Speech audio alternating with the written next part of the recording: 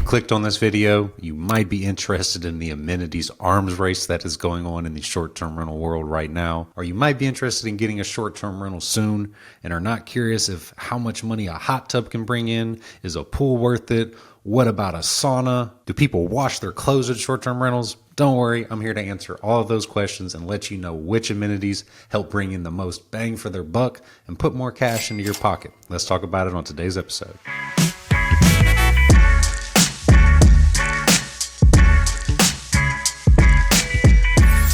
Hi, my name is Garrett Brown. I'm a short-term rental investor from Houston, Texas, and the resident BiggerPockets STR expert. I have tried all different types of amenities in my short-term rental portfolio, and I'm pretty confident I know which ones work, but each market is specific, and it might just depend on the area that you are in. I'm going to give some of my favorite amenities that most of you have heard of, but I'm going to give some data behind them from AirDNA that will actually show you how much you could make if you include this type of amenity in your property versus what you would do if you didn't have this type of amenity there. In this competitive world of short-term rentals, standing out is crucial. So if you want to stand out even further, my best recommendation for you is to hit the subscribe button, and please subscribe if you haven't. Vast majority of people that watch this channel do not subscribe, and we would really appreciate it if you hit it real quick before we get into the rest of the information. And while we're talking about standing out, we know location and design are very crucial for this. But what if the amenities you add could actually make or break your investment? Not all amenities are created equal, and your bank account will agree with so either on the profit or expense side. But let's get into some of the common ones and if they can actually help you. Now, the first up is hot tubs. This is probably the most popular out of every amenity that can be at a short-term rental. And it also comes with a lot of insurance and cleaning and maintenance on the backside of it. Good news though is it usually brings in quite a bit of profit. AirDNA even projects that properties with hot tubs can see a potential revenue increase by almost 50% depending on the market they're in. I used to think there was, a few markets that didn't necessarily need a hot tub, especially in hotter places. But I am in Houston, Texas, and in a lot of different Texas markets, and we are the king of hot markets. So all of our properties with hot tubs easily outperform the ones that do not have it. Hot tubs can typically range between $5,000 to $10,000, give or take a little bit there, depending on how big or how budget friendly you may go. But a lot of times you can return that investment within the first year or 2 years with it. The main thing that I think is the holdup with hot tub markets is having somebody that can properly maintain it and clean it. You may have a cleaner that can possibly do this, and if you get them the type of training that they need to be certified working with hot tub chemicals and know this is going to protect you on an insurance basis and also make sure the guest experience is there. Nothing more frustrating than getting a big booking. Your hot tub is either dirty or something's wrong with it, and then you have to refund the booking because they complain that the only reason I got the place was because of the hot tub.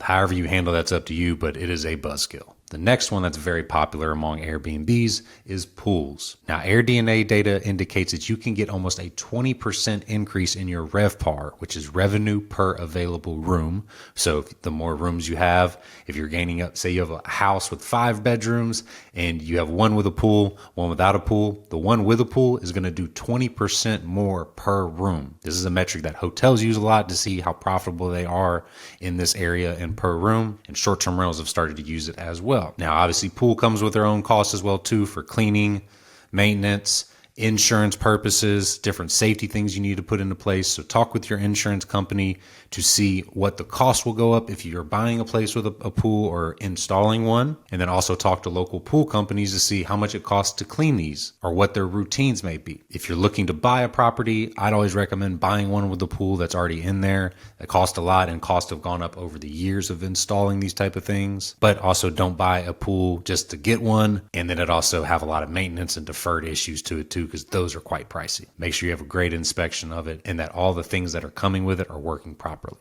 Are you drowning in spreadsheets and guessing your STR profits? Don't worry, I get it. I was too until I found Baseline. Baseline is an all-in-one banking and bookkeeping financial platform that was designed for short-term rental investors. Imagine no more reconciliation or manual data entries. Baseline's banking and AI-powered bookkeeping instantly will categorize your income and expenses. Buy each property for real-time cash flow that you can see.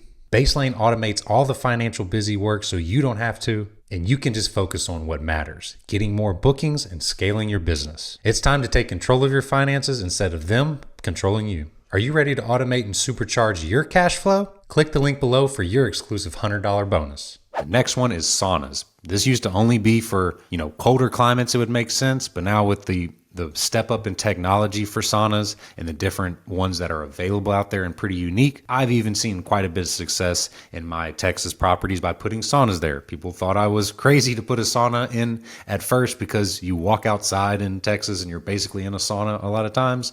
But putting these saunas in different places really boosted my occupancy and shareability on social media because most places don't have this. It was a unique amenity that I was able to show off. I've had the Oud mirror saunas, which are about $30,000 and quite pricey compared to other saunas, but visually they do very well on photography and social media. But I've also had places with the $3,000 to $4,000 to $5,000 saunas that are the infrared, and they do amazing and look really cool in videos, and they're quite cheaper and honestly easier for guests to operate. It's another consideration to make sure you're talking with your insurance company and making sure they're properly set up with instructions and rules, because saunas could be dangerous to a guest that drink some and go in there and stay in there too long. So just want clear signage and talk with your insurance company of exactly what you need to provide for it. One of the big ones, and they even have a specific category for this on Airbnb, are game rooms, or AKA the play category in Airbnb. These seem to be just a battle for who can outdo each other on the design of a game room. But traditionally, you can get into a very solid mid-range game room for about $10,000 and go up even higher, 20, 30, 40, 50,000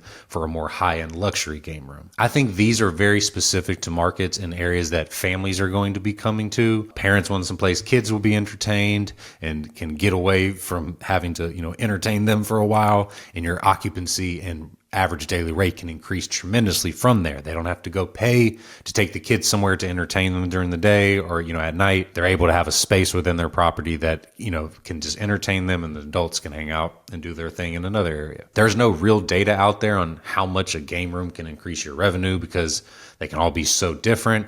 But I definitely recommend at least getting some of the, stand-up games, maybe a ping pong table, pool table if you can do it. A few things like that for under a couple $1,000s, without a doubt, will increase your occupancy rate and revenue that you're bringing in. I don't have any hard data, like I said, but anecdotally, I can guarantee you that a few adjustments in this area will bring you to that top of market that you're looking for. The only place that would probably be very tough to compete is some place like Orlando, Florida, that has the most insane game rooms I have ever seen, and good luck trying to win that battle. And the last one is kind of a sneaky one that people don't even think about when launching a property, especially more family styles, is a washer and dryer. If you're trying to have people stay there for an extended period of time, longer than a couple days, book for a whole week, they're going to need a washer and dryer on the property. It's also going to make your cleaning jobs way easier to have a washer and dryer on the property. Get something very high end, get a commercial washer and dryer if you can afford it. These things will be able to handle all of the turnovers and guest use that you have. And they also come with pretty good warranties if you're buying new.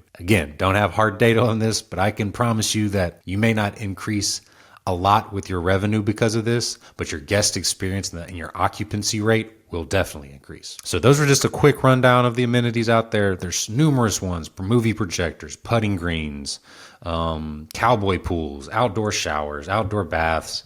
I could go on for hours about the amenities you could possibly add, but these were some of the big boys. If you have any you've been curious about, let me know in the comments below and I can give you my opinion or maybe to a resource that can help you. And if you've watched all the way through the end of this video, please hit subscribe, and we really do appreciate it as we dive into more type of content. Let us know what you want us to cover next. And I think YouTube wants you to watch one of these videos right here. See y'all next time.